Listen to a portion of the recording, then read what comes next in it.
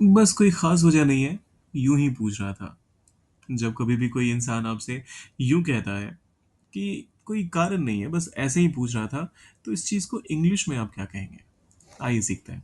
H1 Hindi 1 to 1 पर अगर आप नए हैं, तो शुरुआत कीजिएगा चैनल को सब्सक्राइब करने के साथ और वीडियो को लाइक करने के साथ, क्योंकि हम हैं आपकी Hindi to English learning journey के पार्टनर्स और ये पार्टनरशिप तब तक कंप्लीट नहीं है, जब तक आपने वो सब्सक्राइब वाले बटन पे टैप करके अभी तक इसको सॉलिड नहीं कर दिया है, कॉन्क्रीट नहीं कर दिया है।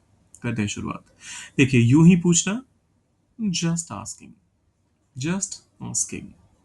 एग्जाम्पल के तौर पे पहला स्टेटमेंट आता है, तुम क्या कर रहे हो?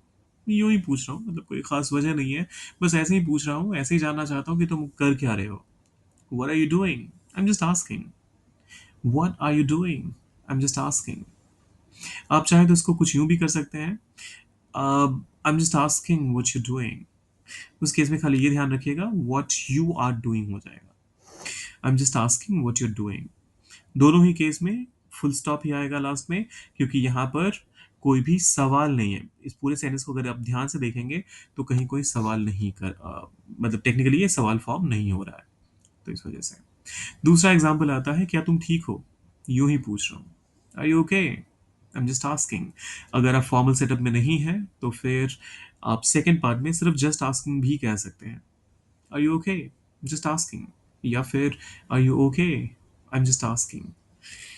तीसरा एग्जाम्पल कहता है, क्या वो आया? यूं ही पूछ रहा हूँ, did he come? I am just asking. Did he come? I am just asking.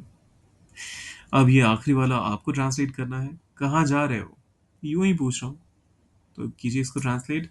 और जाने से पहले सब्सक्राइब, लाइक और शेयर करना ही है, करके जाइएगा। मिलते हैं जल्दी।